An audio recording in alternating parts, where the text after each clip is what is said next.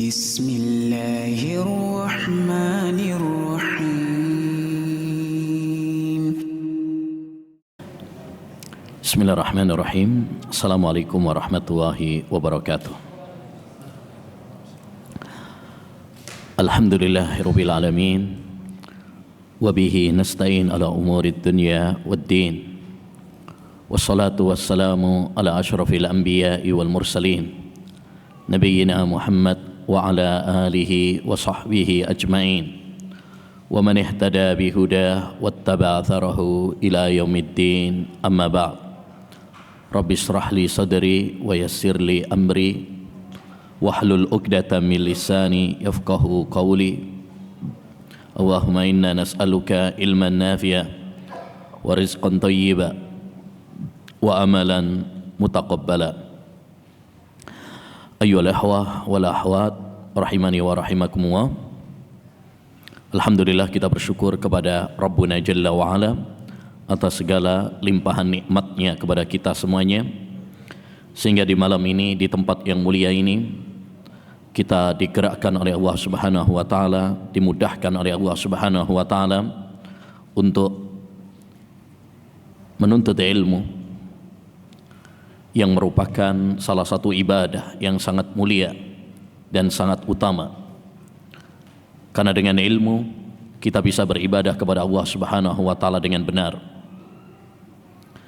Ikhwani wa akhwati fillah rahimani wa rahimakumullah. Sebagaimana kita tahu bahwa kita sekarang berada di penghujung bulan Rajab, yang itu artinya kurang lebih sebulan lagi, ya lebih dikit, ya kita akan memasuki bulan suci Ramadan. Oleh karenanya hendaknya bagi kita semuanya untuk mempersiapkan diri menyambut bulan suci Ramadan ini.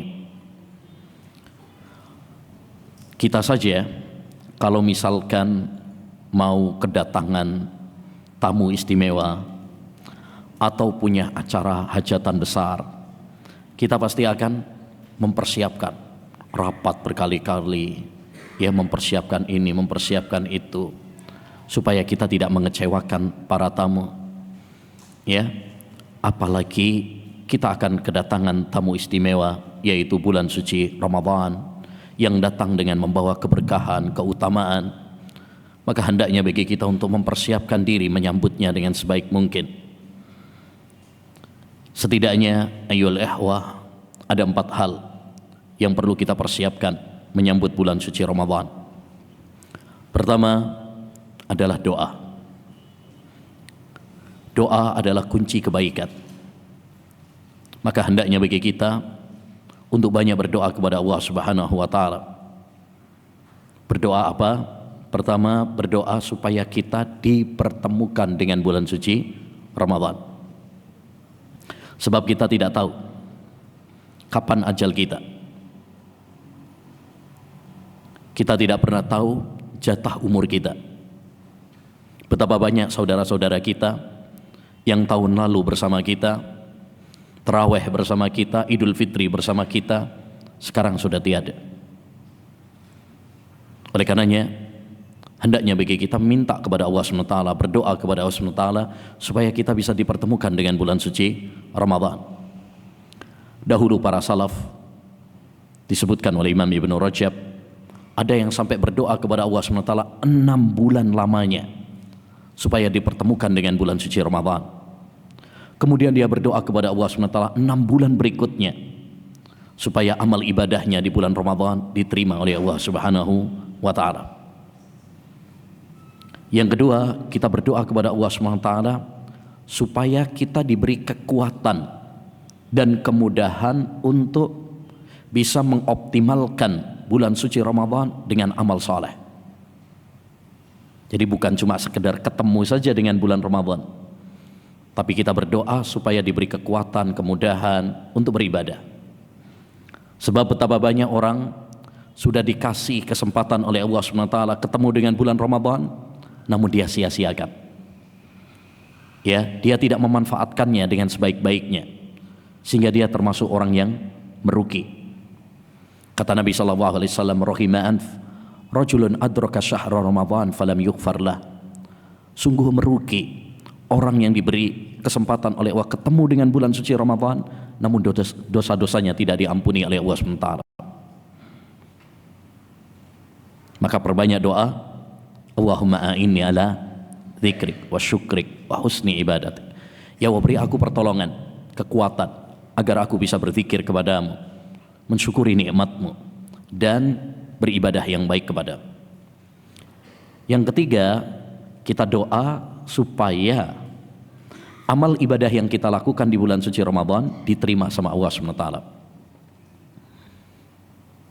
Jadi kita berdoa supaya dipertemukan, kita berdoa supaya diberi kekuatan dan kemudahan beramal soleh. Kemudian yang ketiga, kita berdoa supaya amal ibadah yang kita lakukan di bulan suci Ramadan diterima sama Allah SWT. Andai saja kita diberi kemudahan bisa beramal soleh di bulan Ramadan, jangan kemudian terlalu pede, ya, menganggap bahwasanya amal ibadah kita pasti diterima oleh Allah SWT. Tidak, karena kita tidak pernah tahu amal kita ini diterima oleh Allah SWT apa tidak, ya, ataukah amal ibadah kita ditolak oleh Allah Subhanahu wa taala karena kita tidak ikhlas atau tidak sesuai dengan sunnah Nabi sallallahu alaihi wasallam. Nabi Ibrahim saja dan Nabi Ismail, setelah beliau membangun Ka'bah, dia tidak menjamin amal ibadahnya diterima, tapi dia berdoa, Rabbana taqabbal minna innaka antas samiul alim. Ya Allah, terimalah amal ibadah kami. Padahal itu Nabi Ibrahim, Nabi Ismail, dua kekasih Allah Subhanahu wa taala, dua nabi dan Rasul Allah Subhanahu wa taala. Ya, mereka tidak menjamin amal ibadahnya diterima. Maka demikian juga kita. Kita berusaha, berlomba-lomba, semangat dalam beribadah, tapi jangan menjamin amal ibadah kita diterima. Tapi kita husnudzon, kita optimis, kita berdoa, kita berharap supaya amal ibadah kita yang sedikit diterima oleh Allah Subhanahu wa taala. Jadi ini yang pertama, bekal menghadapi bulan suci Ramadan adalah dengan doa. Yang kedua, ayyuhal ikhwah, bekal utama menghadapi bulan suci Ramadan adalah dengan ilmu. Kita persiapkan ilmu yang bermanfaat untuk menyongsong bulan suci Ramadan. Kita mempelajari hal-hal yang berkaitan dengan Ramadan. Apa saja ya? Yang pertama, kita mempelajari keutamaan-keutamaan Ramadan, keistimewaan-keistimewaan Ramadan, supaya menjadi motivasi bagi kita, penyemangat bagi kita, agar kita memuliakan bulan suci Ramadan. Karena orang yang tidak tahu keutamaan dan keistimewaan bulan suci Ramadan, dia tidak akan semangat beribadah di bulan suci Ramadan. Karena bagi dia bulan Ramadan tak ubahnya seperti bulan-bulan lainnya. Dahulu orang Arab mengatakan, al-jahil yahsabu dhahaba nuhasa. Orang yang bodoh, dia akan menganggap emas itu seperti barang tembaga biasa. Karena dia nggak tahu. Anak kecil yang nggak tahu tentang berharganya emas, mungkin kalau kita kasih emas dibuang sama dia. Kalau kita kasih uang 100.000 misalkan, mungkin dibuang sama dia, karena dia nggak tahu kalau itu adalah barang istimewa. Begitulah orang yang tidak mengerti tentang keutamaan bulan suci Ramadan, dia tidak akan memuliakan bulan suci Ramadan, dia tidak akan mengagungkan bulan suci Ramadan. Berbeda dengan orang-orang yang mengerti tentang keutamaan bulan suci Ramadan, kemuliaan bulan suci Ramadan, seperti para nabi, para salaf, para sahabat, mereka sangat memuliakan bulan Ramadan dengan pengagungan yang luar biasa. Yang kedua yang perlu kita pelajari juga adalah hukum-hukum fikih terkait tentang bulan suci Ramadan, ibadah-ibadah seputar Ramadan, ya, tentang puasa, tentang tarawih, ya, puasa apa saja yang membatalkan, apa saja yang disyariatkan, apa saja syaratnya, apa saja yang terlarang, gitu ya. Supaya apa? supaya kita ya beribadah kepada Allah Subhanahu wa taala sesuai dengan tuntunan Rasulullah sallallahu alaihi wasallam. Supaya kita tidak beribadah dengan kebodohan.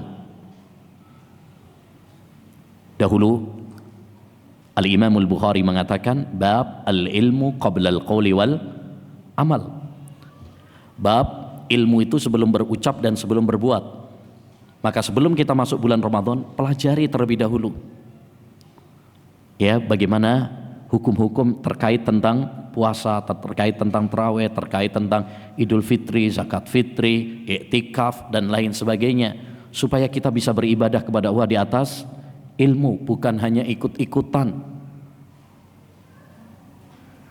Ya. Supaya kita ayyuhal ikhwah terhindar juga dari kesalahan, kebid'ahan yang banyak manusia terjatuh di dalamnya. Sehingga bertahun-tahun lamanya merasakan puasa di bulan Ramadan tapi nggak ada perubahan, nggak ada perkembangan. Bertahun-tahun puasa Ramadan ya, tapi setiap Ramadan nawaitu saumahudin ya. Bertahun-tahun puasa Ramadan tapi setiap Ramadan tetap masih meyakini bahwa akhir sahur adalah imsak. Berarti nggak ada perubahan, ya, nggak ada perbaikan. Sejak dulu gitu-gitu aja, karena nggak mau belajar. Andaikan dia mau belajar, ya, dia akan, oh ini salah, yang benar begini, ya.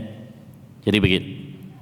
Ini penting, ayo ikhwan. Makanya kita belajar, mempersiapkan sejak sekarang agar kita bisa beribadah kepada Allah SWT di atas dasar ilmu. Yang ketiga, ayyuhal ikhwah rahimani wa rahimakumullah, yang perlu kita persiapkan yang menyambut bulan suci Ramadan adalah latihan sejak sekarang, pemanasan sejak sekarang, membiasakan sejak sekarang dengan ibadah kepada Allah Subhanahu wa taala. Kita latih sejak sekarang ya baca Quran, kita latih sejak sekarang ya untuk berpuasa, kita latih sejak sekarang sholat malam, kita latih sejak sekarang sedekah, kita latih sejak sekarang berdoa istighfar kepada Allah Subhanahu wa taala, sehingga tatkala Allah Subhanahu wa taala memberikan kesempatan kepada kita bertemu dengan bulan suci Ramadan, kita sudah terbiasa. Orang kita mau olahraga atau mau pertandingan saja butuh pemanasan, butuh latihan dulu. Bahkan kadang-kadang sampai latihannya itu berbulan-bulan, ya, supaya tidak kram, ya, supaya tidak ya kalah duluan sebelum bertanding, memalukan dan lain sebagainya. Begitu juga kita perlu melatih sejak sekarang supaya nanti ketika kita masuk bulan Ramadan kita sudah terbiasa. Itulah kenapa ayyuhal ikhwah rahimani wa rahimakumullah, Nabi Muhammad SAW beliau paling banyak puasa sunnah itu di bulan Sya'ban. Sampai-sampai kata Aisyah radhiyallahu anha, ma ra'aitu Rasulullah sallallahu alaihi wasallam aksara siyaman minhu illa fi Sya'ban. Saya tidak pernah melihat Rasulullah SAW paling banyak, paling sering puasa sunnah daripada puasa beliau di bulan Sya'ban. Itu yang paling banyak, itu yang paling sering. Kenapa Rasulullah SAW paling sering puasa di bulan Sya'ban? Ya, salah satu hikmahnya adalah tadi, untuk latihan, untuk pemanasan, sehingga ketika masuk bulan Ramadan sudah terbiasa. Beda kalau nggak pakai pemanasan, nggak pakai latihan, akhirnya hari pertama lemes, ya lemes, kerjanya cuma tidur doang, ya kalau hidup pun ya kayak sekarat, lemes. Ya, makanya ini perlu kita latih sejak sekarang. Menarik, dahulu para salaf, kalau kita baca sirah mereka, luar biasa. Bagaimana mereka sejak bulan Rajab dan Sya'ban itu sudah persiapan. Sehingga pernah disebutkan bahwa sebagian salaf kalau udah masuk bulan Sya'ban nutup tokonya supaya bisa fokus baca Quran, bisa fokus puasa. Kalau kita jangankan Sya'ban, Ramadan pun tetap buka. Ya, bahkan rame-ramenya itu. Ya. Tapi dulu para salaf Masya Allah. Bulan Rajab, bulan Sya'ban sudah apa? Sudah tutup, Masya Allah, luar biasa. Supaya apa? Supaya tadi mereka fokus untuk ibadah, persiapan. Ya. Makanya kalau bisa antum misalkan punya tabungan di bulan Sya'ban sehingga bulan Ramadan itu sudah nggak terganggu dengan dunia. Wah, itu bagus tuh. Sehingga supaya kita fokus dalam beribadah kepada Allah Subhanahu wa taala. Ya. Karena ibadah butuh fokus. Kemudian ayyuhal ikhwah, yang keempat, hal yang perlu kita persiapkan menyambut bulan suci Ramadan adalah istighfar. Mohon ampun kepada Allah Subhanahu wa taala. Emang apa hubungannya Ustaz istighfar dengan bulan Ramadan? Hubungannya erat. Apa hubungannya? Hubungannya ayyuhal ikhwah agar kita dimudahkan untuk bisa beribadah kepada Allah Subhanahu wa taala. Sebab yang membuat kita berat dan malas beribadah kepada Allah Subhanahu wa taala adalah dosa-dosa kita. Kita seringkali berencana punya program, Masya Allah. Ya, programnya bagus, rencananya bagus, tapi ternyata program sekedar program. Nanti kalau saya bulan Ramadan saya khatam Al-Quran 5 kali. Programnya. Ya, nanti kalau pas bulan Ramadan tarawih nggak bakalan bolong sama sekali. Rencananya, tapi kenyataannya khatam sekali aja susah banget. Kenapa? Itu yang menjadi pertanyaan. Kita sering semangat di awal-awal, kita sering punya program, punya rencana, bahkan mungkin bisa dibilang muluk gitu ya. Bagus, tapi seringkali gagal di tengah jalan. Apa penyebabnya? Penyebabnya adalah tumpukan dosa. Dosa yang membuat kita berat. Ibaratnya kalau antum suruh lari, mana yang lebih kencang larinya? Antara antum lari tanpa beban sama lari tapi sambil bawa beban. Mana yang lebih kencang? Tanpa beban. Kalau kita lari tanpa membawa beban itu lebih cepat. Demikian juga ini perlombaan. Bulan Ramadan itu bulan perlombaan untuk berlomba-lomba menggapai pahala dengan sebanyak-banyaknya. Ini adalah pertandingan untuk mendapatkan surga Allah Subhanahu wa taala. Kalau kita berlari dalam perlombaan ini dengan beban, maka akan sulit kita menang dalam finish. Tapi kalau kita tanpa beban, maka kita akan ringan. Dan dosa-dosa itulah beban kita. Makanya perhatikan firman Allah Subhanahu wa taala. Alam nashrah laka sadrak wa wada'na anka wizrak alladzi anqadha dhahrak. Kami telah melapangkan hatimu, dadamu wahai Muhammad. Kami telah mengampuni dosa-dosamu. Dosa-dosa yang memberatkan punggungmu. Subhanallah. Nabi Muhammad itu sedikit dosanya, itu pun sudah diampuni. Sekalipun demikian, Kata Allah Subhanahu wa taala, dosa-dosa Nabi Muhammad memberatkan punggung Nabi Muhammad sallallahu alaihi wasallam. Kalau dosa-dosa Nabi Muhammad membuat punggungnya berat, lantas bagaimana dengan dosa-dosa kita? Oleh karenanya, ayolah ikhwah, supaya kita ini ringan dalam beribadah, diberi kemudahan oleh Allah dalam beribadah, hendaknya bagi kita untuk banyak apa? Istighfar kepada Allah Subhanahu wa taala. Istighfar sebenarnya kapanpun, tapi lebih ditekankan ya ketika kita akan memasuki musim-musim kebaikan seperti bulan Ramadan, supaya tadi yaitu kita dimudahkan untuk beribadah kepada Allah Subhanahu wa taala. Ikhwani wa akhwati fillah rahimani wa rahimakumullah, sebagai bentuk bekal tadi menyambut bulan suci Ramadan, sebagai motivasi bagi kita dalam kebaikan dan sebagai ilmu bagi kita bekal ya agar kita beribadah di bulan Ramadan dengan ilmu. Insyaallah taala kita akan membaca buku yang ada di hadapan kita, yaitu 30 hadis pilihan seputar puasa. Ya, dengan harapan dengan kita membaca hadis-hadis ini akan menjadi lentera bagi kita dalam menghadapi bulan suci Ramadan dengan semangat ya dan dengan cahaya ilmu agama. Baik. Hadis yang pertama tentang kewajiban puasa Ramadan. Bismillahirrahmanirrahim. An Ibni Umar radhiyallahu anhuma, dari sahabat Ibnu Umar, yakni Abdullah bin Umar, Abu Abdurrahman, anaknya Umar bin Khattab. Semoga Allah meridhai keduanya.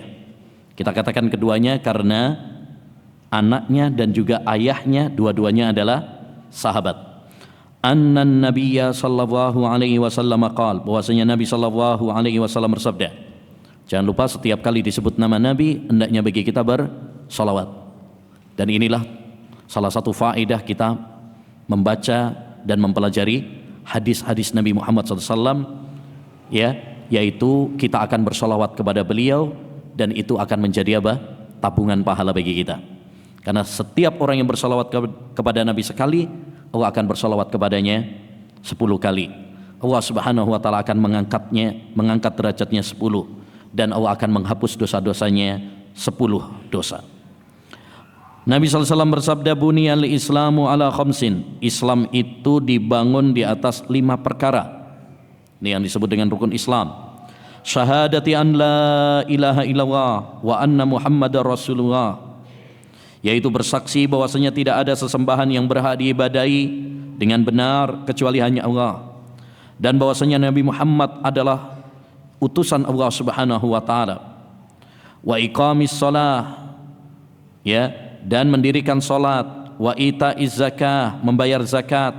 Wa hajjil bait, dan berhaji ke Baitullah Ka'bah. Wa shaumi Ramadan, dan berpuasa di bulan Ramadan. Ini yang menjadi pembahasan. Puasa di bulan Ramadan dimasukkan oleh Nabi SAW sebagai rukun Islam.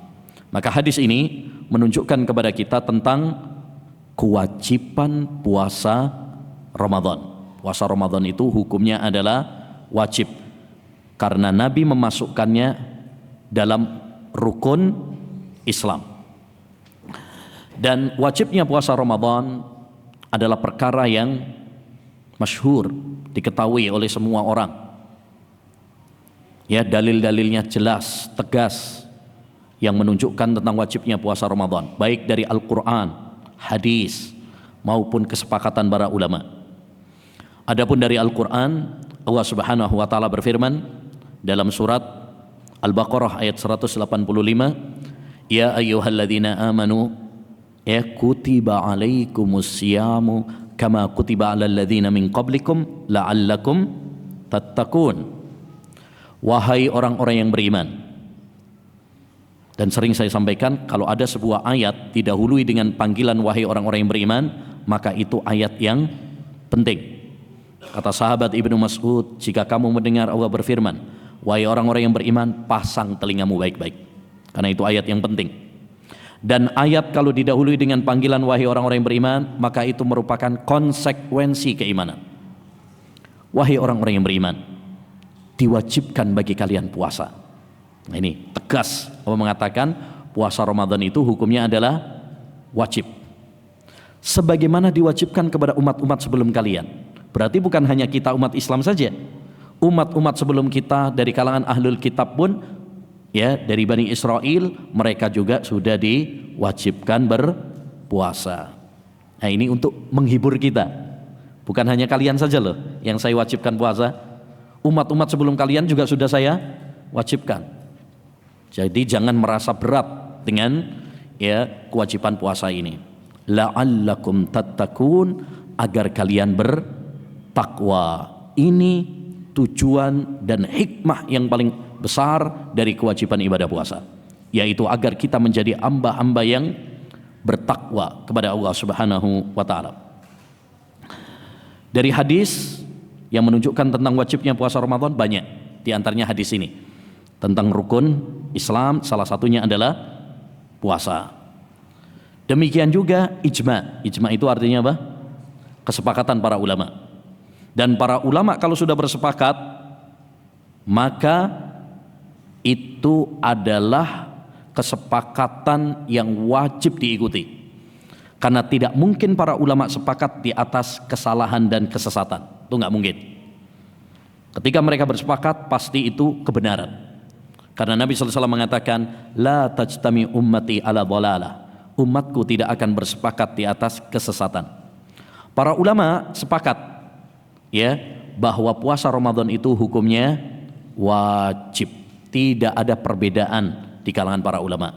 Tidak ada perselisihan satupun di kalangan para ulama bahwa puasa Ramadan itu hukumnya wajib.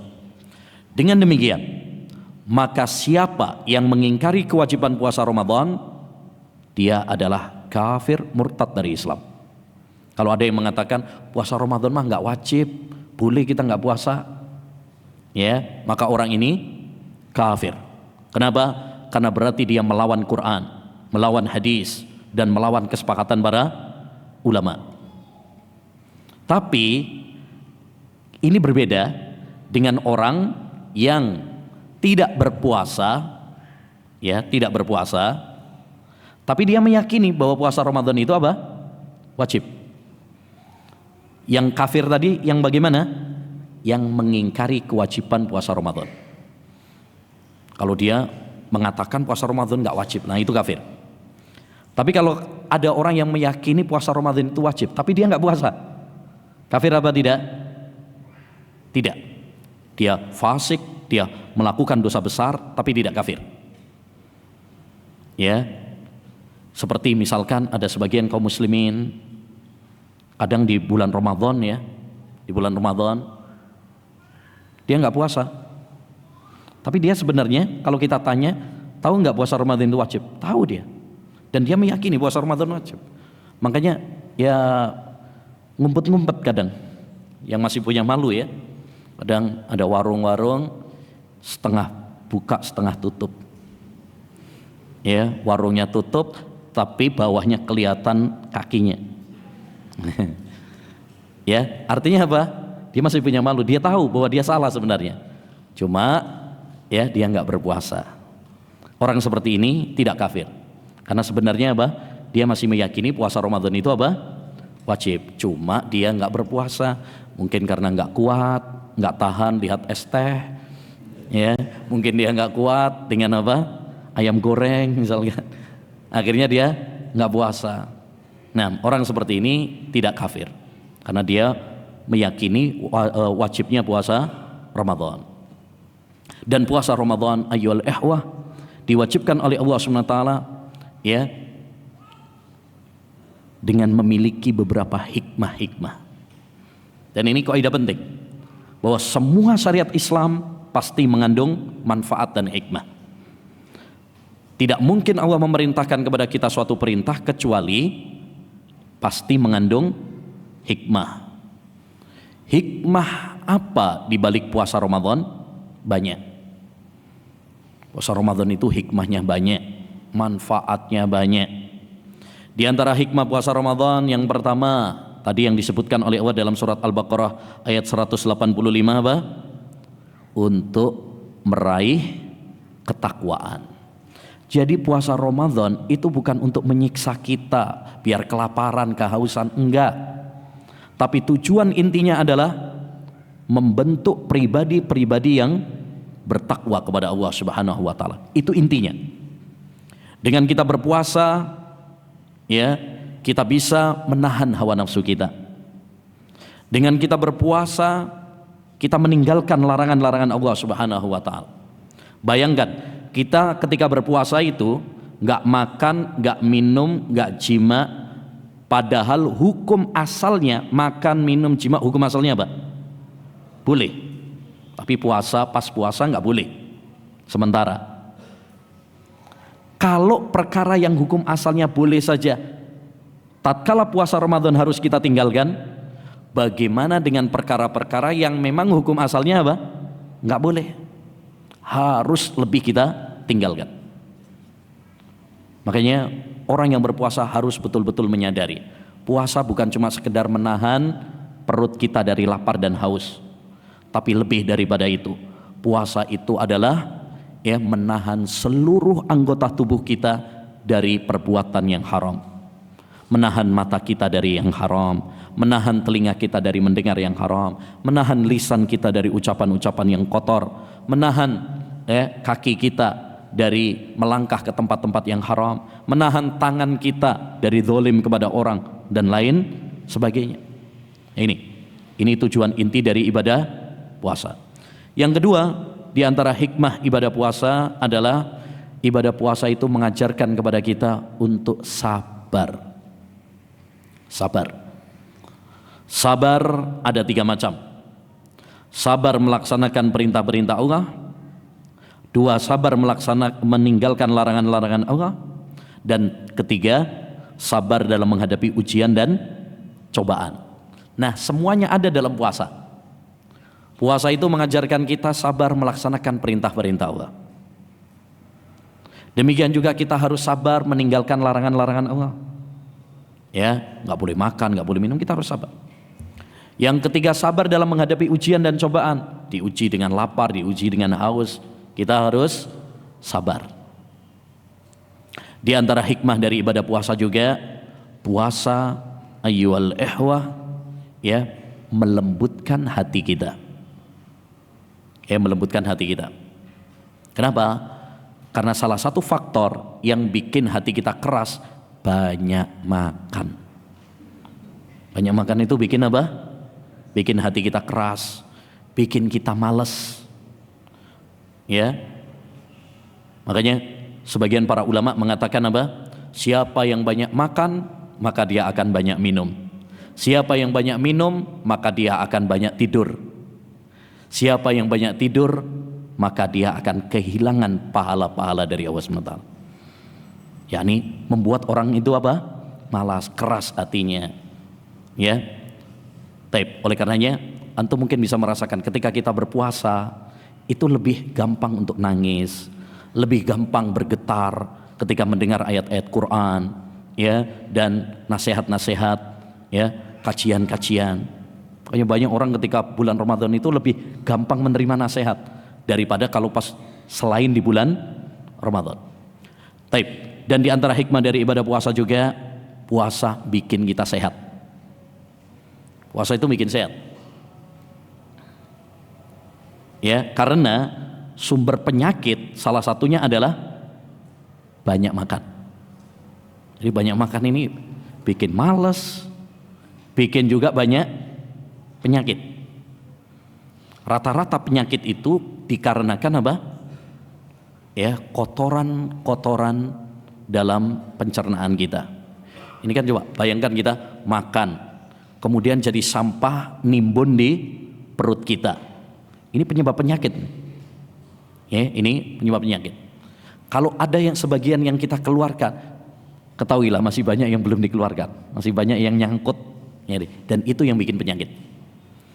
Makanya dalam ilmu kesehatan sendiri kita dianjurkan menjaga pola makan, nggak usah banyak makan, dan itu sesuai dengan aturan agama Islam. Allah SWT mengatakan wa kulu washrabu wala tusrifu, makan minumlah tapi jangan apa? Berlebihan. Tapi jangan berlebihan, secukupnya saja. Jadi itu beberapa manfaat dan hikmah dari ibadah puasa. Baik, insyaallah taala nanti kita lanjutkan setelah salat. Wassallallahu wasallama ala nabiyyina Muhammad wa ala alihi wa sahbihi ajmain.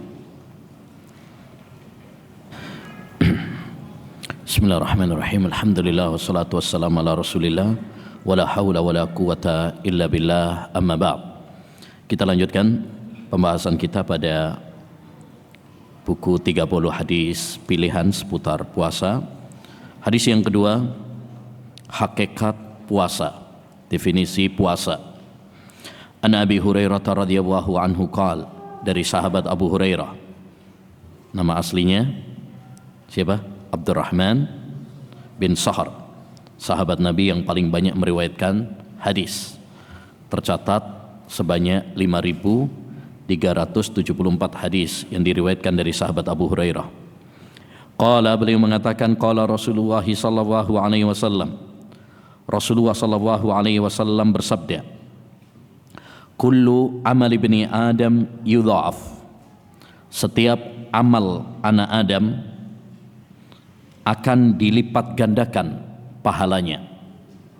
Al hasanatu asyru amsalihha ila sab'i mi'ati dhi'fin, satu kebaikan akan dilipat gandakan sebanyak 10 kali lipat, ya, hingga 700 kali lipat. Ya, satu amal kebaikan dilipat gandakan minimal 10, bisa lebih daripada itu, ya, sampai 700 lipat, 700 ya lipat. Dan semua tergantung kepada keikhlasannya, tergantung kepada ittiba'nya, tergantung kepada manfaatnya. Artinya semakin ikhlas amal ibadah yang kita lakukan, maka pahalanya akan berlipat ganda lebih banyak. Semakin sesuai dengan tuntunan Rasulullah, maka akan semakin banyak lipat gandanya.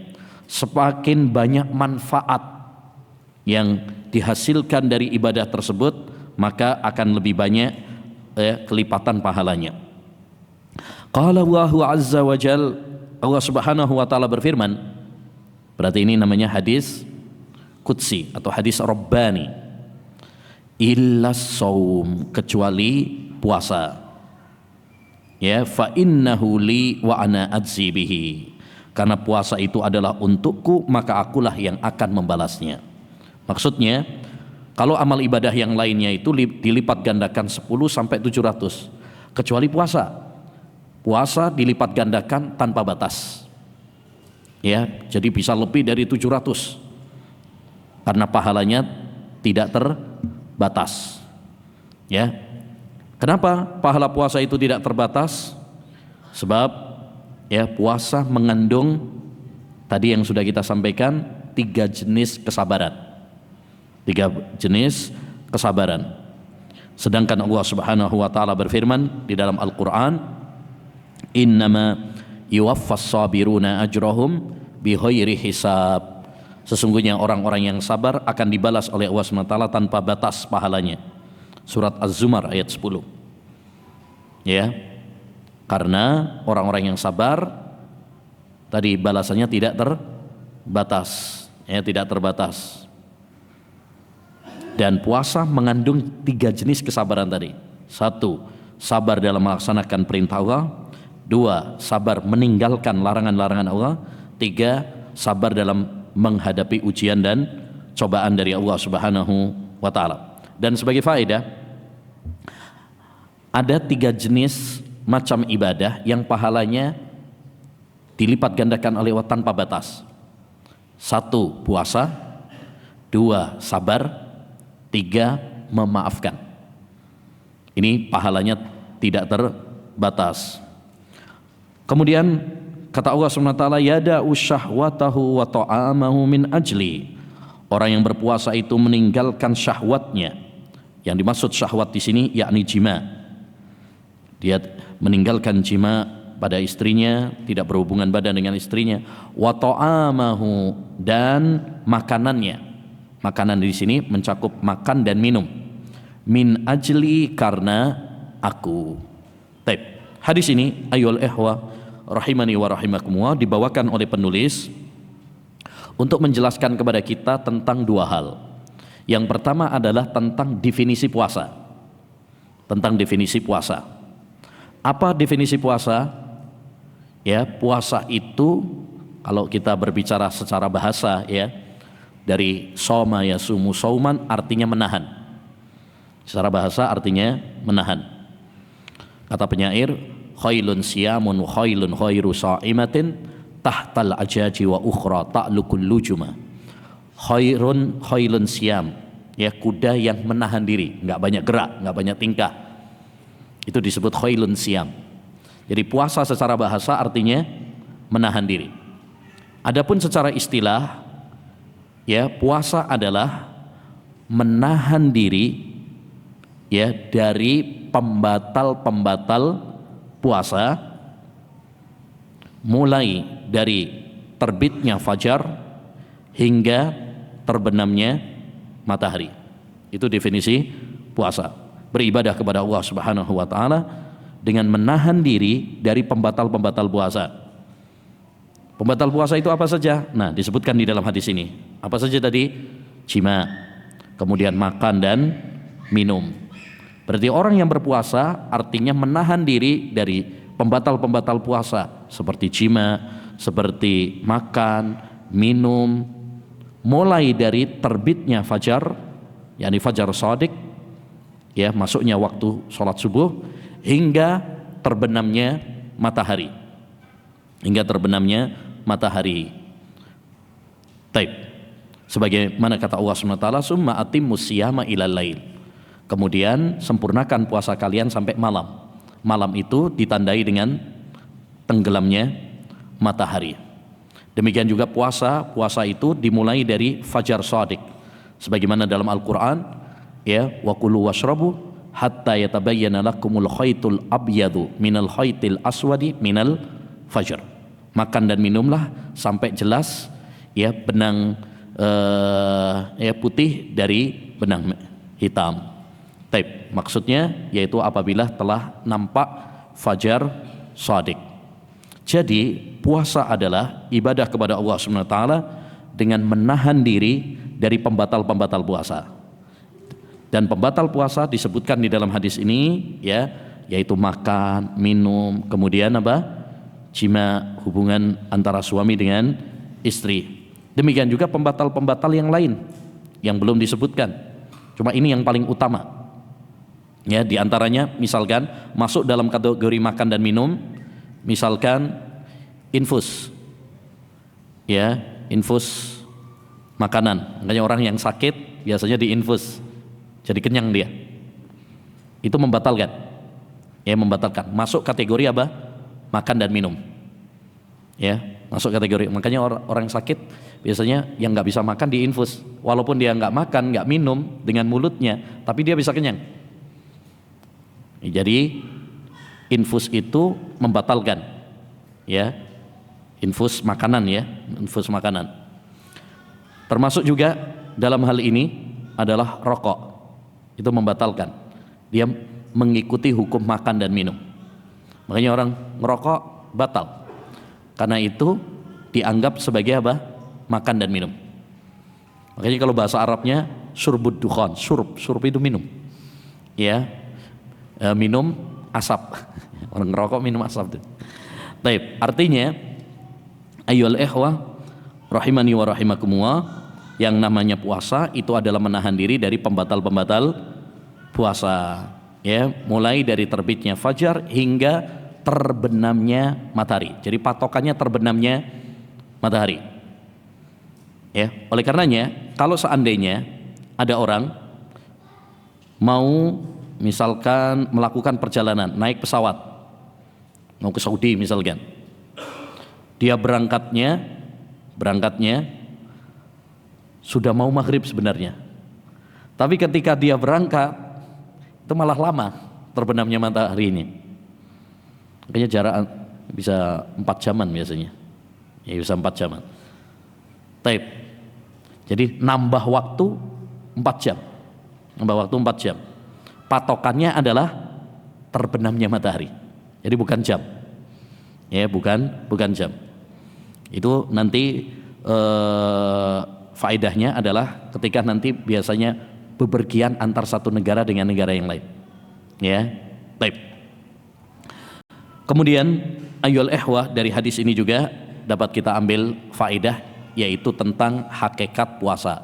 Tadi sudah kita sampaikan bahwa hakikat puasa itu bukan cuma sekedar menahan diri dari makan dan minum saja, tapi lebih daripada itu, yaitu menahan seluruh anggota tubuh kita dari hal-hal yang diharamkan oleh Allah Subhanahu wa taala. Ya, kata sahabat Jabir bin Abdullah, "Idza sumta falyasum sam'uka wa basaruka wa lisanuka anil kadhibi wal maharib." Ya, kalau kamu berpuasa, maka hendaknya pendengaranmu, penglihatanmu ikut berpuasa juga. Demikian juga lisanmu berpuasa dari kedustaan dan hal-hal yang diharamkan oleh Allah Subhanahu wa taala.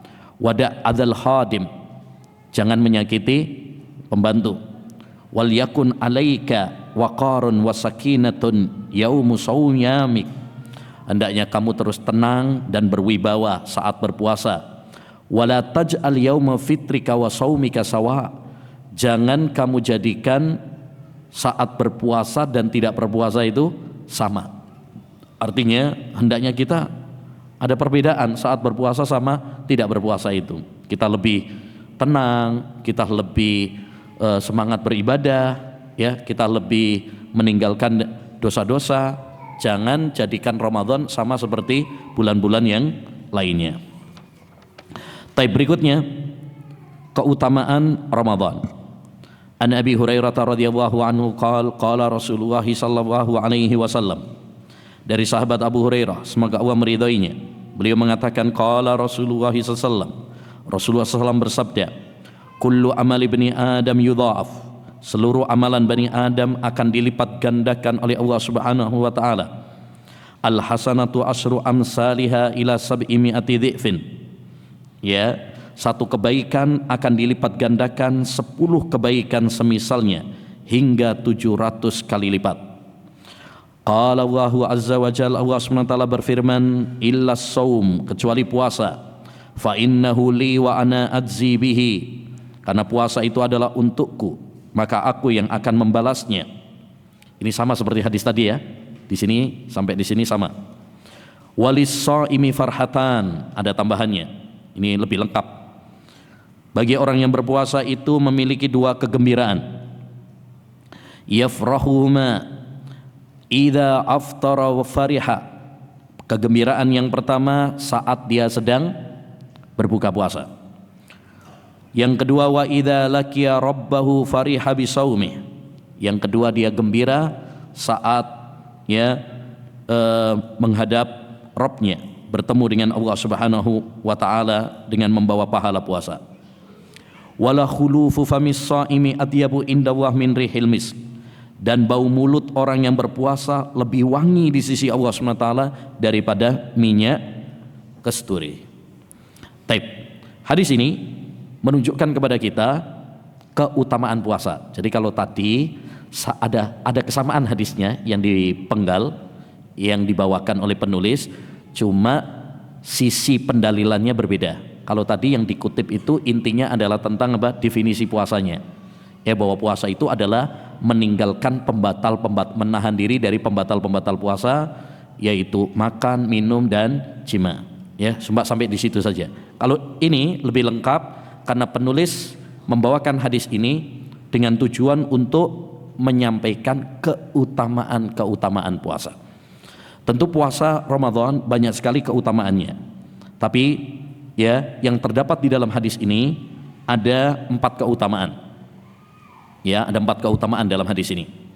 Pertama, yaitu pahala orang yang berpuasa tidak terbatas.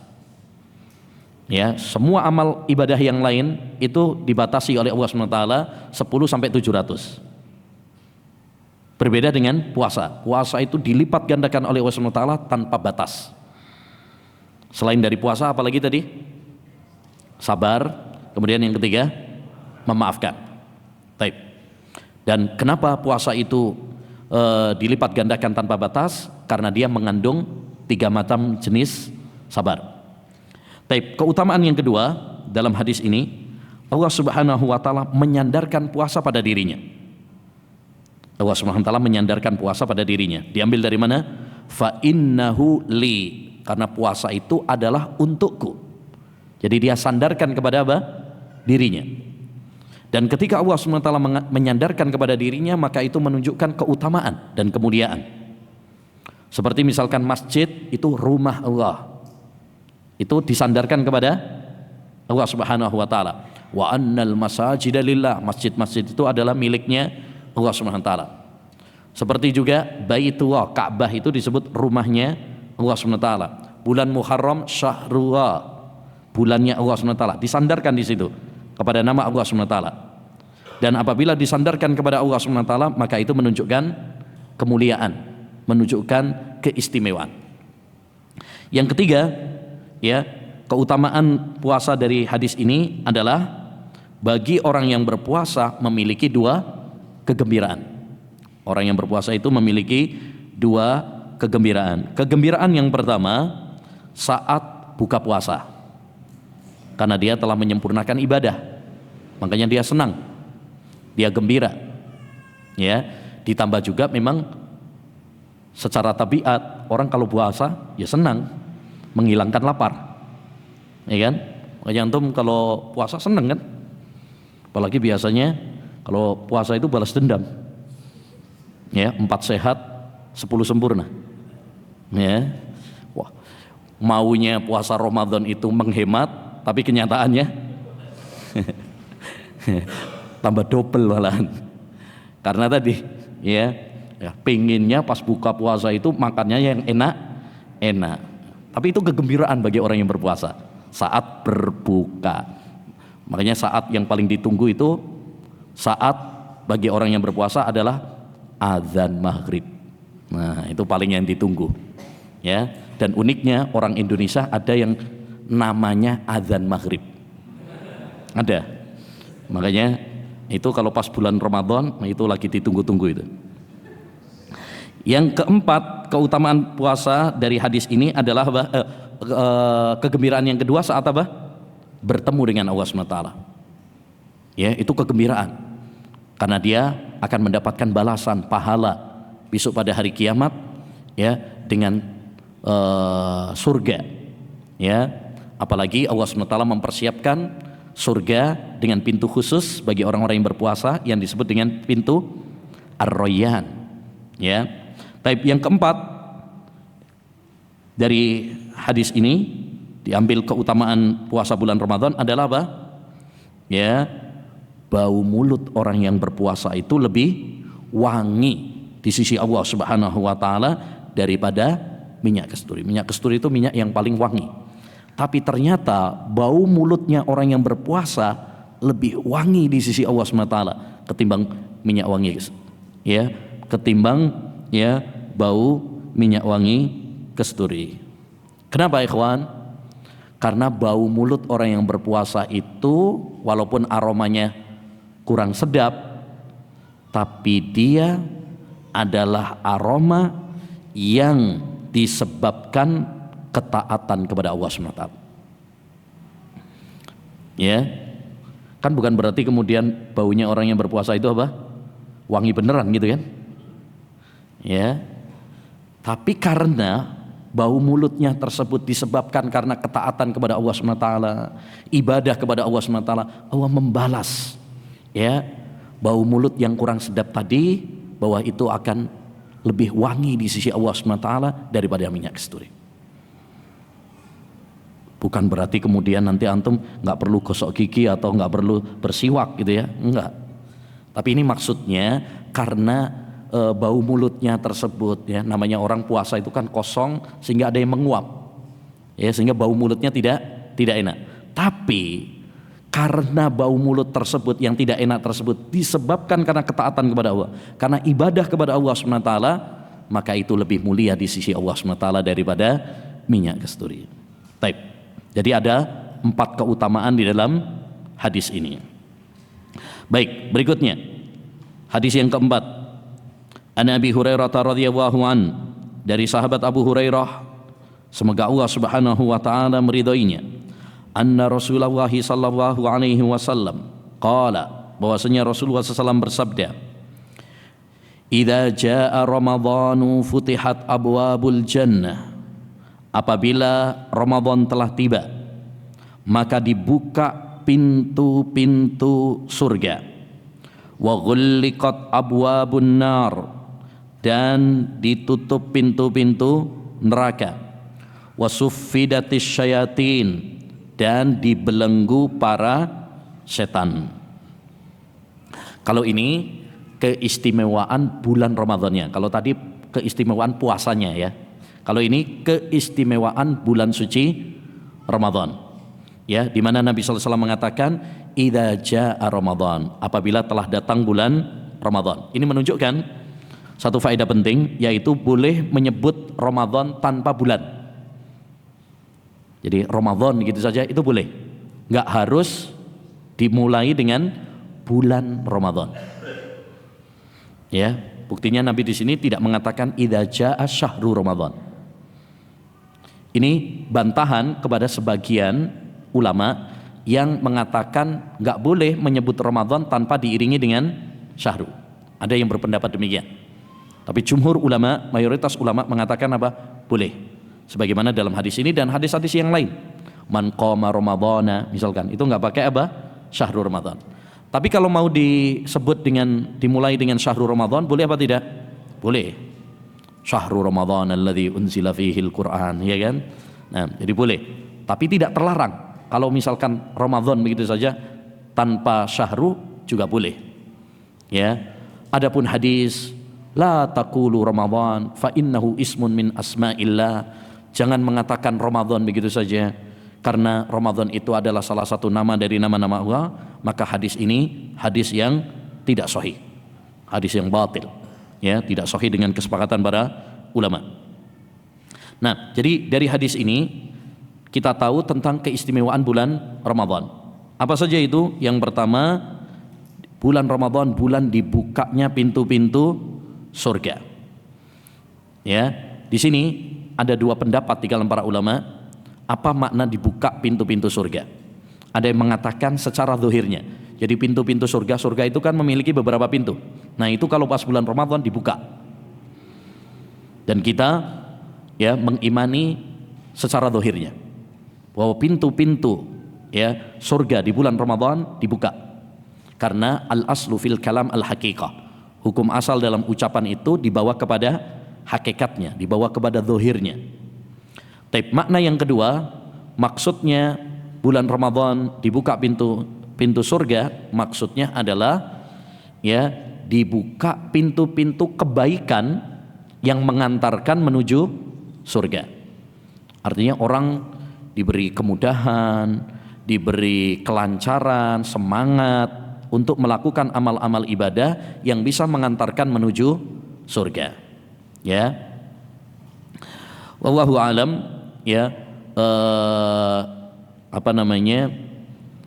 makna yang pertama itu adalah makna yang lebih kuat karena hukum asalnya kita harus membawa suatu ucapan itu kepada hakikatnya.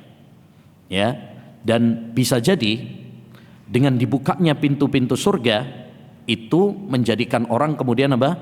Semangat untuk berlomba-lomba di dalam ibadah kepada Allah Subhanahu wa taala. Demikian juga keutamaan yang kedua, yaitu apa? Ditutupnya pintu-pintu neraka.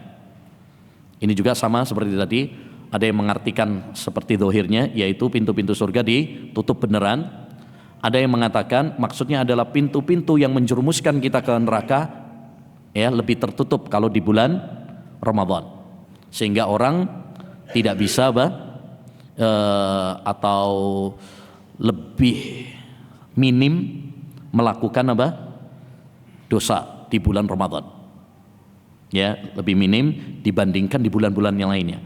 Bukan berarti kalau di bulan-bulan Ramadan nggak melakukan dosa. Ya, ada sebagian orang walaupun bulan Ramadan juga tetap melakukan dosa, tapi itu jauh lebih minim dibandingkan di bulan-bulan yang lain. Karena di bulan Ramadan orang lebih sibuk kepada ibadah, ya lebih sibuk kepada ibadah, nggak makan, nggak minum, apalagi melakukan dosa. Nah, jadi lebih terjaga. Kemudian keutamaan yang ketiga adalah dibelenggunya para setan. Ya, ada yang mengartikan dibelenggunya para setan secara hakikatnya. Jadi setan betul-betul dibelenggu, dirantai. Ya. Dan ada yang mengartikan dibelenggunya setan maksudnya adalah apa? Manusia di bulan Ramadan ya lebih bisa mengerem dirinya dari maksiat kepada Allah Subhanahu wa taala. Ya, lebih mengerem ya dari maksiat kepada Allah Subhanahu wa taala. Dan kembali tadi kepada kaidah tadi, hukum asal suatu ungkapan itu dibawa kepada apa? Hakikatnya. Dengan demikian, maka kita menguatkan pendapat bahwa yang dimaksud setan dibelenggu, ya betul. Setan itu dibelenggu di bulan Ramadan. Dirantai.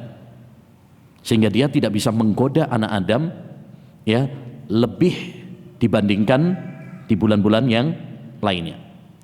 Kalau ada yang mengatakan, tapi kan di bulan Ramadan tetap orang melakukan maksiat, melakukan dosa. Katanya dibelenggu. Ya, katanya setan dibelenggu. Tapi kok masih ada orang yang melakukan maksiat? Ada apa enggak? Bulan Ramadan masih maksiat? Ada, masih banyak. Taib. Katanya bulan Ramadan dibelenggu setan. Kita jawab, pertama, Nabi mengatakan setan dibelenggu, bukan setan mati. Apa bedanya? Dibelenggu bukan berarti nggak menggoda.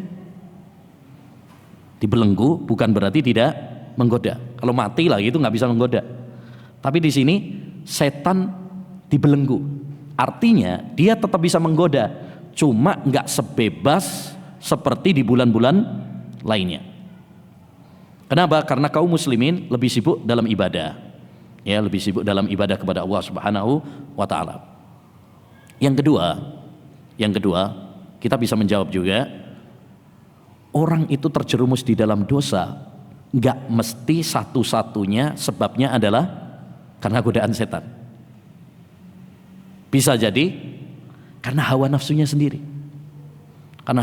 Karena dia sudah terbiasa melakukan maksiat, sehingga pas bulan Ramadan pun terbiasa melakukan apa?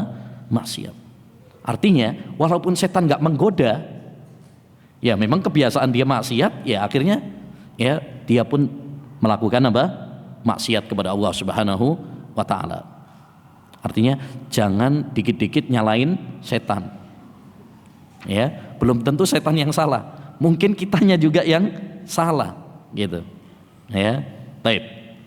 Yang terakhir, ayolah ikhwah. Hadis yang kelima, menghidupkan Ramadan, yakni menghidupkan Ramadan dengan ibadah kepada Allah Subhanahu wa taala. An Abi Hurairah radhiyallahu anna Rasulullah sallallahu alaihi wasallam qaal, dari Abu Hurairah. Enggak usah kaget ya. 4 hadis semuanya dari Abu Hurairah. Ya, karena beliau memang paling banyak meriwayatkan hadis, 5.374 hadis. Itu dari sahabat Abu Hurairah. Taib anna Rasulullah SAW qaal, bahwasanya Rasulullah SAW bersabda, man qama ramadhana imanan wahtisaban ghufira lahu ma taqaddama min dhanbih. Barang siapa yang menghidupkan bulan Ramadan, ya, menghidupkan bulan Ramadan atas dasar iman dan ihtisaban yakni ya ikhlas, mengharapkan pahala dari Allah Subhanahu wa taala, ghufira lahu ma taqaddama min dhanbih, maka akan diampuni dosa-dosanya yang telah lalu. Taib, hadis ini menunjukkan kepada kita anjuran untuk menghidupkan ya Ramadan dengan ibadah. Dan barang siapa yang menghidupkan Ramadan dengan amal ibadah, maka dosa-dosanya akan diampuni oleh Allah Subhanahu wa taala. Dan semua kita ayyuhal ikhwah butuh kepada ampunan ya Allah Subhanahu wa taala. Ya. Tapi dengan syarat apa? Tadi, imanan wahtisaban. Kalau kita menghidupkan bulan Ramadan, ibadah di bulan Ramadan atas dasar keimanan dan ikhlas karena mengharapkan wajah Allah Subhanahu wa taala. Karena memang ibadah itu tidak diterima oleh Allah Subhanahu wa taala kecuali dengan 2 syarat. Syarat yang pertama apa? ikhlas. Dan syarat yang kedua ittiba. Nah, syarat yang pertama ini yang paling berat nih, ikhlas. Ikhlas ini berat, ikhwan. Kenapa? Karena setiap manusia biasanya ya tidak lepas dari riya, tidak lepas dari ujub, yang itu merupakan penyakit hati. Ya, makanya sebagian ulama mengatakan tidak ada yang lebih berat bagi saya daripada niat. Setiap kali aku tutup pintu riya, dia muncul dari lubang yang lain. Ya, taib. Di sini Nabi mengatakan siapa yang menghidupkan Ramadan. Di sini menghidupkan Ramadan itu memiliki dua makna. Makna yang pertama, makna secara umum, yakni menghidupkan bulan Ramadan dengan ibadah. Dengan ibadah. Baik ibadah sholat, baik ibadah puasa, baik ibadah baca Quran, doa, zikir. Kita hidupkan bulan Ramadan dengan ibadah kepada Allah SWT. Makna yang kedua, makna menghidupkan Ramadan secara khusus, yaitu menghidupkan malamnya dengan ibadah sholat. Sehingga hadis ini sering dijadikan dalil oleh para ulama tentang keutamaan sholat malam, sholat tarawih. Ya, sholat tarawih. Karena sholat tarawih berarti menghidupkan malamnya dengan ibadah.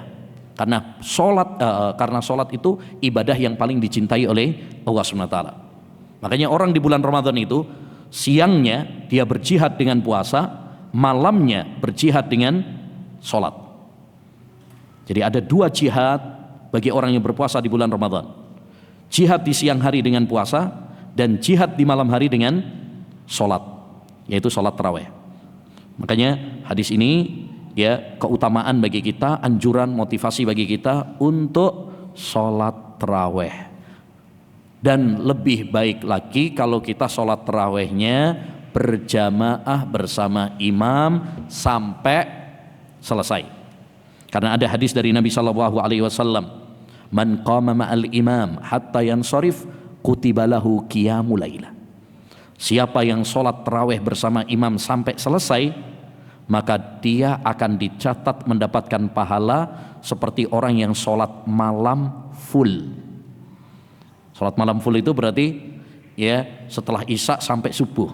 Ya, siapa yang kuat coba?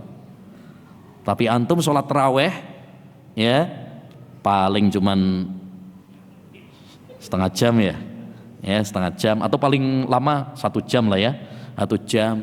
Tapi pahalanya seakan-akan kita sholat malam sampai semalam full. Tentu ini keistimewaan ya yang diberikan oleh Allah, luasnya rahmat Allah Subhanahu wa taala kepada kita. Dan usahakan sholat tarawihnya itu yang khusyuk, yang tumakninah, jangan patas-patasan. Apalagi kayak yang di Blitar itu ya. Ya, sholat tarawih 23 rakaat cuman 7 menit ya. 7 menit. Itu saya lihat di YouTube-nya, ya Allah, sholat model apa kayak gitu. Itu sholatnya nggak sah, Pak. Sholat model seperti itu, sholatnya tidak sah karena enggak tumakninah. Tumakninah itu rukun di dalam sholat. Kalau seorang tidak tumakninah dalam sholatnya, batal. Makanya dulu kan pernah kan ada seorang yang sholat tapi dia tidak tumakninah. Kata Nabi apa? Irji fasolli fa innaka lam tusolli. Ya, kembalilah, ulangi sholatmu karena kamu sebenarnya belum sholat. Artinya tidak sah. Bahkan dulu pernah Umar bin Khattab radhiyallahu an pernah melihat ada orang yang sholatnya nggak tumakninah. Apa kata Umar? Ulangi sholatmu. Ya, kalau sholat nggak tumakninah, tak pukul kamu. Kata Umar. Akhirnya orang tersebut sholatnya tumakninah. Ketika ditanya, kata Umar, gimana? Enak yang sekarang apa yang sebelumnya? Kata orang tadi, enak yang sebelumnya. Lah kok bisa? Karena kalau yang pertama ikhlas, kalau yang kedua karena takut. Karena takut sama tongkatmu. Ala kulli hal, hadis ini anjuran bagi kita untuk apa? Menghidupkan sholat malam ya di bulan Ramadan yang biasa orang sebut dengan sholat tarawih. Tadi utamakan yaitu sholatnya secara berjamaah bersama imam sampai selesai. Sebagian orang enggak, 8 rakaat kemudian pulang, witirnya di rumah. Itu malah keliru. Sholat bersama imam sampai apa? Selesai supaya dapat keutamaan hadis tersebut. Ya. Dan sebagian orang lagi ada yang enggak, saya mending di rumah aja lah, biar sholatnya di akhir sepertiga malam terakhir. Ya, pernah hal ini ditanyakan kepada Imam Ahmad rahimahullah, mana yang lebih utama bagimu wahai Imam Ahmad? Kita sholat taraweh setelah isya, ya berjamaah di masjid, atau sholat sendiri tapi di sepertiga malam terakhir? Kata Imam Ahmad, ya, sunnatul muslimina ahabbu ilayya. Sunnahnya kaum muslimin lebih aku cintai. Mana sunnahnya kaum muslimin? Yaitu sholat tarawehnya setelah taraweh, setelah isya, setelah isya. Ya, karena kalau diakhirkan, kalau nanti aja lah, ya sepertiga malam terakhir, sering-seringnya nggak sholat. Bener nggak? Ntar aja jam 3. Iya kalau bangun, ya bablas. Makanya mendingan apa? Ya setelah isya berjamaah bersama imam, itu lebih utama. Baik, insyaallah nanti kita lanjutkan pada pertemuan ya berikutnya. Pertemuan berikutnya masuk ya, tetap ya.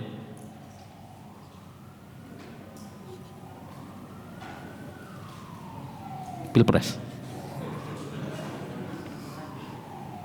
Enggak masalah ya.